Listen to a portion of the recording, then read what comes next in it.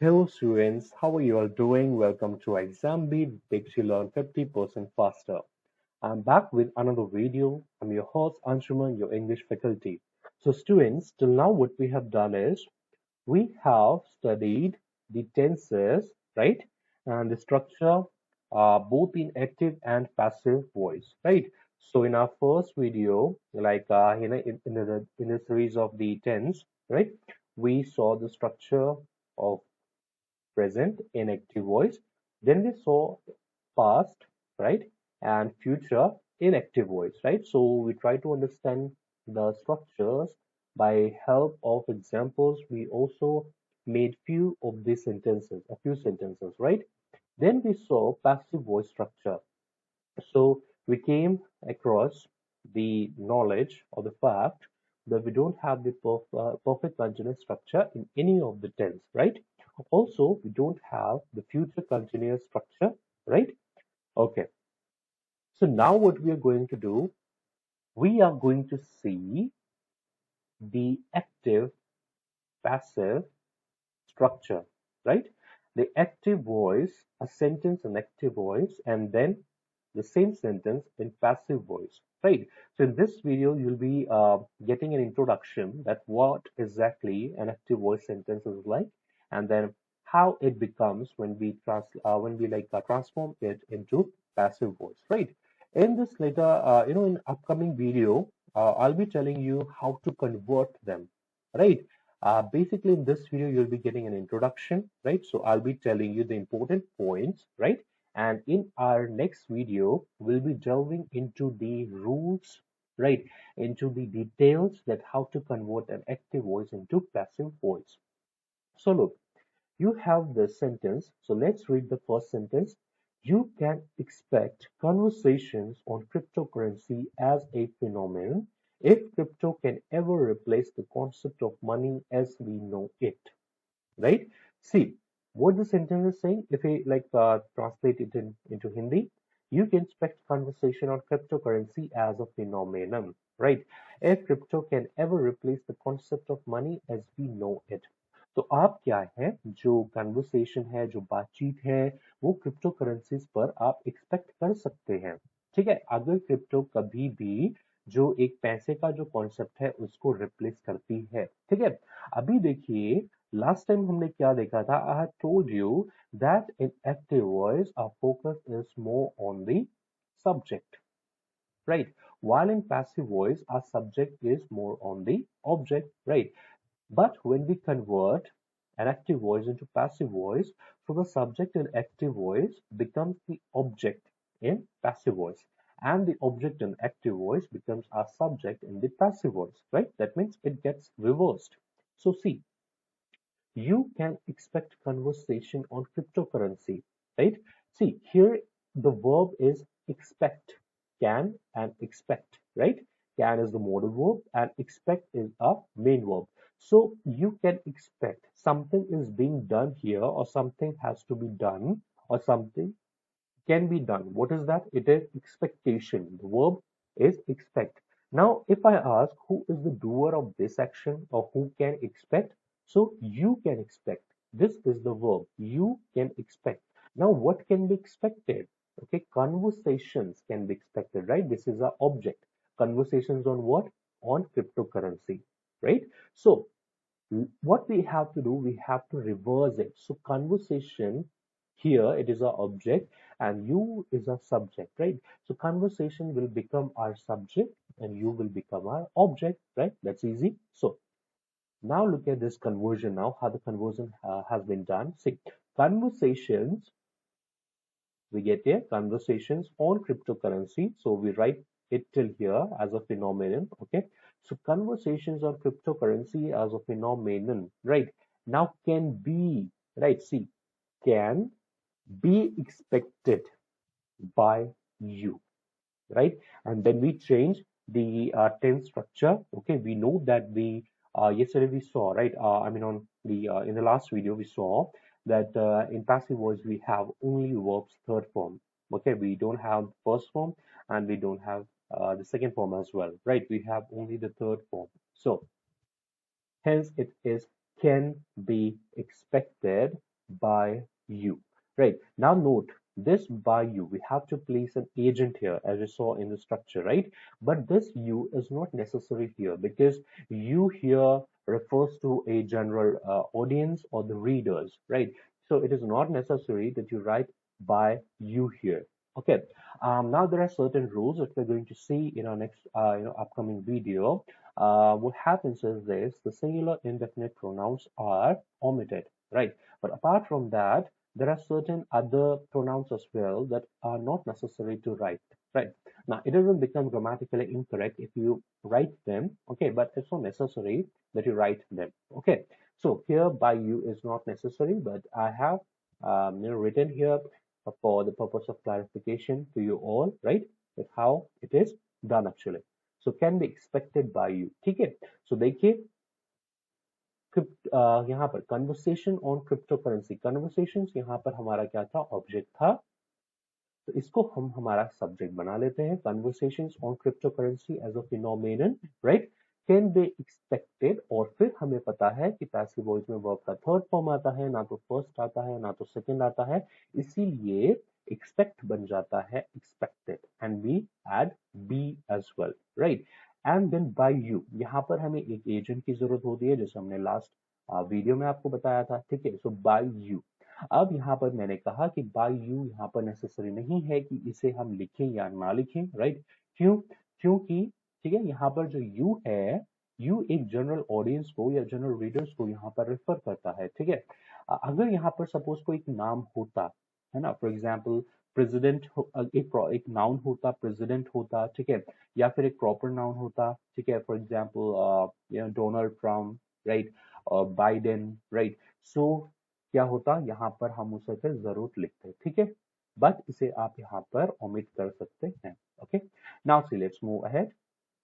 If crypto can ever replace the concept of money as we know it, right? See, if crypto can ever replace, अब देखिए, जब आप active से passive voice में आप convert करते हैं, है ना, एक्टिव सेंटेंस को जब आप पैसिव वॉइस में आप फॉर्म करते हैं, तो आप सबसे पहले अपने आप से क्वेश्चन पूछते हैं कि वर्ब क्या है, right. This is how you understand, ठीक है। तो ये आप यूज करिए, ये दिस प्रोसेस, कि आप सबसे पहले पूछे कि वर्ब क्या है। देखिए यहाँ पर वर्ब है रिप्लेस, रिप्लेसमेंट, है ना, रिप्लेसमेंट करना, रिप्लेस करना। सो replace is a verb here.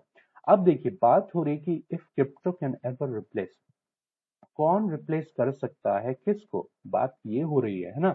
हमें फाइंड आउट करना है पहले हमारा वर्ब, फिर हमें फाइंड आउट करना है हमारा सब्जेक्ट, और फिर हमारा ऑब्जेक्ट। तो सब्जेक्ट क्या है, क्रिप्टो, है ना, और फिर हमारा ऑब्जेक्ट क्या है, कॉन्सेप्ट, ठीक है।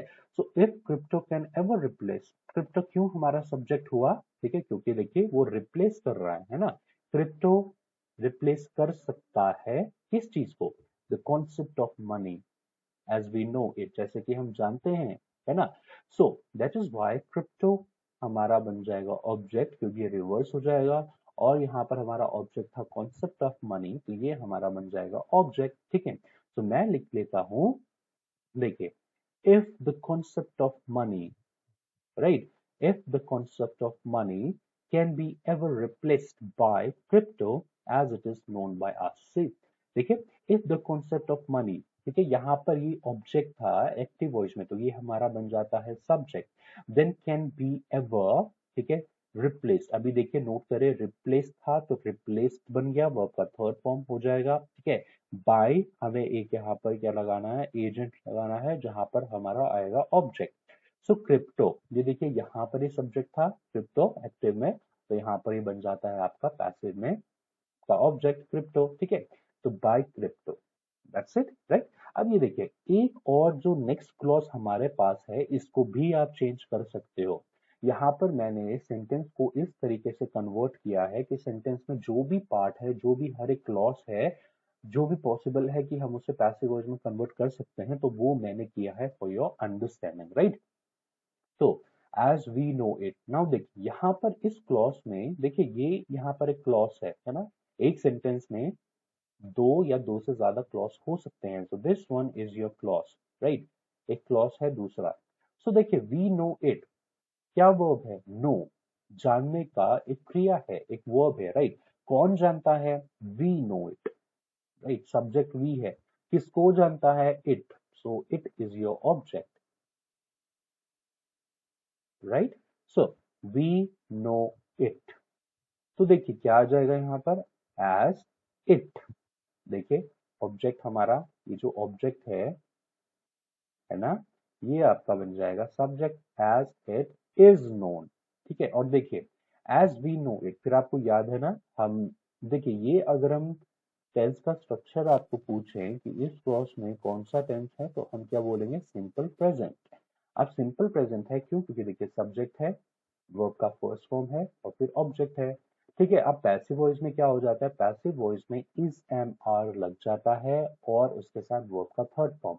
तो देखिए वही है, इट जो हमारा ऑब्जेक्ट था एक्टिव वॉइस में, उसको हमने हमारा सब्जेक्ट बनाया, इट। ठीक है, और फिर वॉस यहाँ पर हम कर, सॉरी यहाँ पर आ जाएगा इज। ठीक है, प्रेजेंट में है सो इट इज, और फिर वर्ब का third form known, right, by us. Object हमारा आ गया। ठीक है, अब नोट करिएगा, वी यहाँ पर था लेकिन हमने बाय वी नहीं लिखा, हमने लिखा by us, right. People like the students who already speak good English, ठीक है, या जिनको अच्छा खासा थोड़ा नॉलेज है इंग्लिश का, वो जरूर समझते हैं कि यहाँ पर अस क्यों हुआ। हालांकि वो स्टूडेंट्स शायद भी इसका ग्रामेटिकली इसको एक्सप्लेन नहीं कर पाए कि ये क्यों होगा, है ना। आपको बहुत से स्टूडेंट्स को ये पता हो सकता है कि हाँ, हम बाय वी तो नहीं बोलेंगे, हम बोलेंगे बाय अस ही। लेकिन इफ यू आर आस्क्ड कि क्यों ऐसा होगा, तो शायद आप ना जवाब दे पाए ग्रामेटिकली कि क्या इसका ग्रामेटिकल रूल है ना। और कई बच्चे जो हिंदी मीडियम से भी पढ़ते हैं, ठीक है, या जिनका इंग्लिश नहीं उतना अच्छा होता है, तो वो बाय वी भी कह देते हैं। ठीक है, आई सीन सच स्टूडेंट्स, ठीक है, जो जिनके लिए इंग्लिश लैंग्वेज बिल्कुल एक नया लैंग्वेज होता है, ठीक है, बट दैट्स ओके। तो ये होता है प्रोनाउंस की वजह से, प्रोनाउन केसेस की वजह से, राइट। देखिए हमारे पास प्रोनाउंस में सब्जेक्टिव एंड ऑब्जेक्टिव केस होते हैं based on how a pronoun is used as a subject and as an object. ठीक है, तो अगर एक प्रोनाउन सब्जेक्टिव केस में यूज होता है तो हम लिखते हैं वी। ठीक है, और वी का ऑब्जेक्टिव केस होता है अस। ठीक है, अगर प्रोनाउन सब्जेक्टिव केस में है, यानी अगर प्रोनाउन करता है, हिंदी में हम डूअर को करता बोलते हैं, अगर वो एक्शन का डूअर है तो हम लिखेंगे वी। लेकिन अगर वो एक्शन को रिसीव कर रहा है, जैसे कि पैसिव वॉइस में, ठीक है, तो हम इसे कन्वर्ट कर देंगे ऑब्जेक्टिव केस में, और ऑब्जेक्टिव केस का जो हमारा प्रोनाउन होता है वो होता है अस। ठीक है, so it will become known by us. अभी देखेंगे एक और, we will also talk about privatization of industries। ठीक है, देखिए we will also talk about privatization of industries। तो सेंटेंस क्या कह रहा है? हम जो इंडस्ट्रीज का जो प्राइवेटाइजेशन हो रहा है उसके बारे में भी बात करेंगे। सो देखिए अगेन अपने आप से पूछिए कि क्वेश्चन क्या है, सॉरी वर्ब क्या है ना। What is the verb? यहाँ पर वर्ब क्या है? तो देखिए वर्ब क्या है? टॉक, बात करने का, है ना, बात करने का। यहाँ पर क्या है? टॉक हमारा वर्ब है, बात करना। अब देखिए कौन बात कर रहा है या कौन बात करेगा? देखिए साफ लिखा हुआ है वी विल टॉक, है ना, we will also talk. So we is your subject. अब किसके बारे में बात होगी या किससे बात की जाएगी? देखिए अबाउट प्राइवेटाइजेशन ऑफ इंडस्ट्रीज। तो इंडस्ट्रीज के प्राइवेटाइजेशन के बारे में क्या होगी? बात होगी। तो देखिए कौन बात कर रहा है? वी। और किसके बारे में बात होगी? Privatization of industries, right. So यहाँ पर वी आपका है सब्जेक्ट और प्राइवेटाइजेशन ऑफ इंडस्ट्रीज आपका हो जाएगा क्या? आपका ऑब्जेक्ट। ठीक है, सो देखिए यहाँ पर फिर प्राइवेटाइजेशन ऑफ इंडस्ट्रीज को क्या बना देंगे? हमारा सब्जेक्ट। तो देखिए वही है privatisation of industries, right. Privatisation of industries will also be talked about. देखिए विल हमारा आया। देखिए यहाँ पर सेंटेंस टेंस स्ट्रक्चर पता करेंगे, we will also talk about क्या है? ये है आपका सिंपल फ्यूचर, राइट। देखिए सब्जेक्ट है, फिर विल है, और फिर आपका वर्ब का फर्स्ट फॉर्म है, और फिर आपका ऑब्जेक्ट है, राइट। अब पैसिव में क्या हो जाएगा? पैसिव में आपका आ जाता है विल, ठीक है। देखिए पैसिव में आपका आता है विल और फिर बी और फिर वर्ब का थर्ड फॉर्म। तो देखिए वही हमने किया है, विल, राइट, बी और फिर टॉक्ड यानी वर्ब का थर्ड फॉर्म, और फिर अबाउट बाय अस, तो वही हमने किया है। वी जो था उसको हमने यहाँ पर ऑब्जेक्टिव केस में कन्वर्ट किया तो ये बना अस, ठीक है। सो हमने कहा privatisation of industries will also be talked about by us, ठीक है। कि प्राइवेटाइजेशन जो इंडस्ट्रीज का हो रहा है यह हमारे द्वारा बात या इसके बारे में हमारे द्वारा बात की जाएगी। सेंटेंस इस तरीके से होता है, राइट।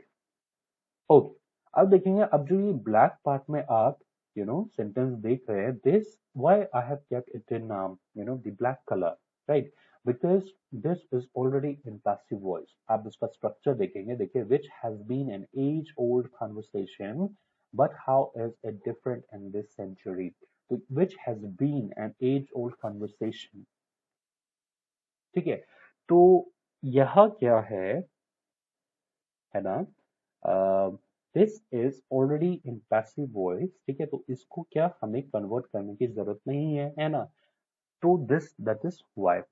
अब देखिए मैं आपको कुछ इंपॉर्टेंट चीजें बताना चाहता हूँ कि पैसिव वॉइस में ना, जिस तरीके से हमने ये पैसिव वॉइस का स्ट्रक्चर, ये पैसिव वॉइस के सेंटेंसेस हमने बनाए हैं, यूजुअली हम इस तरीके से नहीं बोलते हैं, ठीक है।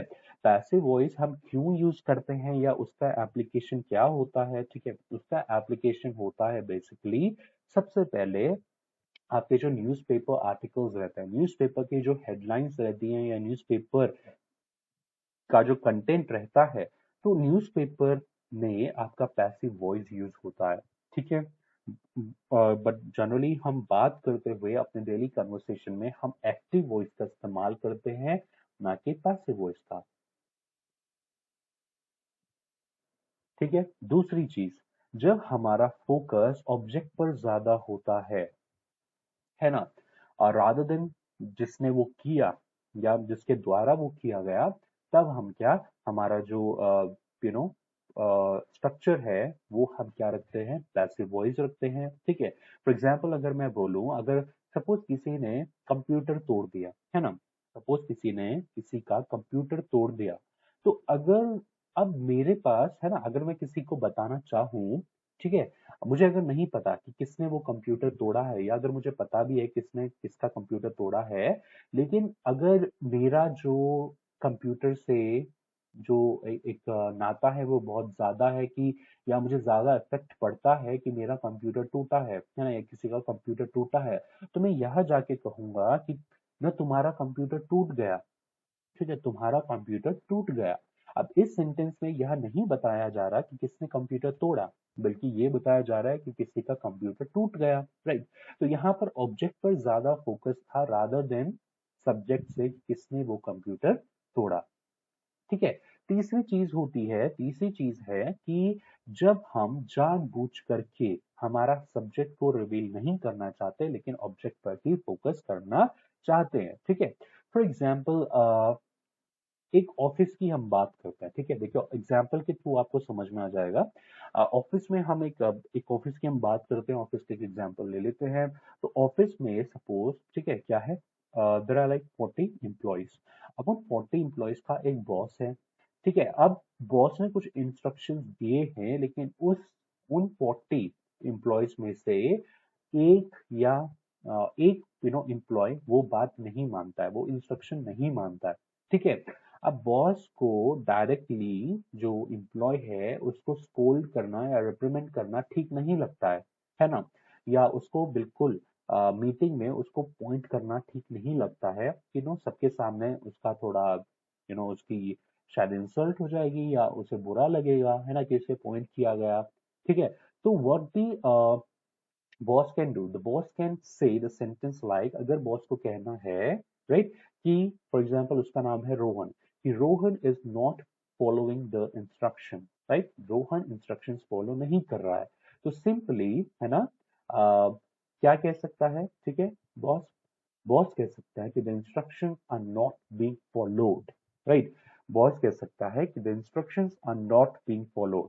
अब अपने इस सेंटेंस में बॉस ने यह नहीं बताया कि कौन इंस्ट्रक्शन फॉलो नहीं कर रहा है, लेकिन बॉस ने ये जरूर बोला, अपना जो एक मैसेज था वो जरूर ओके मीटिंग में उन्होंने रखा कि जो इंस्ट्रक्शंस हैं वो फॉलो नहीं हो रही हैं। ठीक है, तो ये चीज है, इसका मैं डिटेल जो कन्वर्जन होगा, ठीक है, फर्स्ट ऑफ ऑल आप इंट्रोड्यूस हो जाइए कि किस तरीके से कुछ चीजें हैं जिनका आपको ध्यान रखना पड़ता है। ठीक है, आपको ध्यान रखना पड़ता है टेंसेस कैसे कन्वर्ट होते हैं, प्रोनाउंस का हमको ध्यान रखना होता है। ठीक है, और फिर कहाँ पर प्रोनाउंस को लगाना इंपॉर्टेंट है और कहाँ पर नहीं है, ये आपको ध्यान रखना होता है। तो इन चीजों का आप अभी ध्यान रखिए। ठीक है, थोड़ा सा इससे इंट्रोड्यूस हो जाइए, फिर नेक्स्ट वीडियो में हम एक डिटेल डिस्कशन करेंगे। ठीक है, जहां पर आपको मैं रूल्स के हिसाब से किस तरीके से एक्टिव टू पैसिव वॉइस का ट्रांसफॉर्मेशन या कन्वर्जन होता है वो जरूर हम सीखेंगे।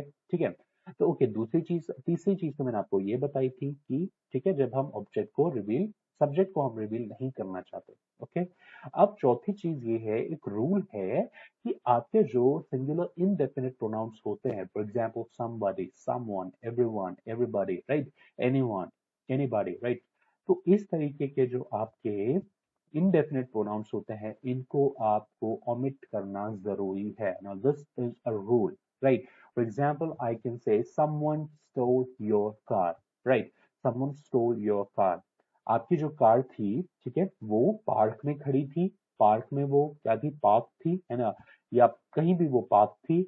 अब वो क्या, किसी ने वो चुरा दिया, किसी ने आपकी कार को चुरा लिया। तो आप इसको जब पैसिव वॉइस में बोलोगे, है ना, पैसिव वॉइस में जब आप इसको बोलोगे तो पैसिव वॉइस में आप ये नहीं कहोगे कि your car was stolen by someone, right, अब बाय समवन का इस्तेमाल आप नहीं करोगे। क्यों? क्योंकि यहाँ पर जो बाय समवन है that is an indefinite pronoun, मुझे नहीं पता कि वो समवन कौन है या क्या है, राइट, तो इस तरीके के जो आपके इंडेफिनिट प्रोनाउंस होते हैं इनको आपको ओमिट करना जरूरी है। Now this is a rule, ये एक आपके पास ऑप्शन है, ऑप्शन मतलब नहीं है कि आपको आप ओमिट करें या ना ओमिट करें, that is your choice, no, right, this is okay must that you have to omit the indefinite pronouns। Okay, तो यह बात रही थी, इसको मैं एक बार हिंदी में ट्रांसलेट करके भी आपको बता दूंगा। देखिए, दो सेंटेंसेस आप सुनिए, किसी ने आपकी कार चुरा दी और दूसरा, आपकी कार किसी के द्वारा चुरा दी गई, है ना। अब किसी के द्वारा, who is that, who is that person, I don't know, right. अगर मुझे नाम पता है कि हाँ रोहन के द्वारा चुरा दी गई, तो वो बनता है कि मैं नाम उसका जरूर बोलूं, या जो ऑब्जेक्ट है, ठीक है, सेंटेंस का पैसिव वॉइस में उसको मैं जरूर बोलूं कि किसने चुराई, है ना। लेकिन अगर मुझे पता ही नहीं है तो मैं क्यों बोलूंगा, मैं सिंपली ये बोलूंगा कि आपकी कार चुरा दी गई, है ना। तो this is the reason. So in our next video, if you have any doubts, okay, those all of those doubts will be cleared। ठीक है, आपको पता चल जाएगा कि किस तरीके से एक्टिव टू पैसिव वॉइस का ट्रांसफॉर्मेशन या कन्वर्जन होता है, किस तरीके से, ठीक है, जो रूल्स के हिसाब से, ठीक है, कहाँ पर अगर एक नाउन एक प्रोनाउन है तो वो कौन से केस में कन्वर्ट होता है, ठीक है। और टेंसेस तो आपको पता है, टेंसेस आपने सीख लिए, अब प्रैक्टिस बस आपको करना है टेंसेस की। अगर सिंपल प्रेजेंट का स्ट्रक्चर एक्टिव वॉइस में, तो उसका ही स्ट्रक्चर पैसिव वॉइस में कैसे होता है, ठीक है। तो ये आपको ध्यान रखना है, और प्लस बाकी की जो चीजें हैं, जो छोटी छोटी चीजें होती हैं, मॉडल वर्ब जब आते हैं तो कैसे कन्वर्जन होता है, ये सब कुछ हम सीखेंगे हमारी नेक्स्ट वीडियो में। Okay, so thank you so much guys, okay, hope you got a good clarification about active and passive voice, what active voices, what passive voices, and what is the difference between an active voice sentence and a passive voice sentence.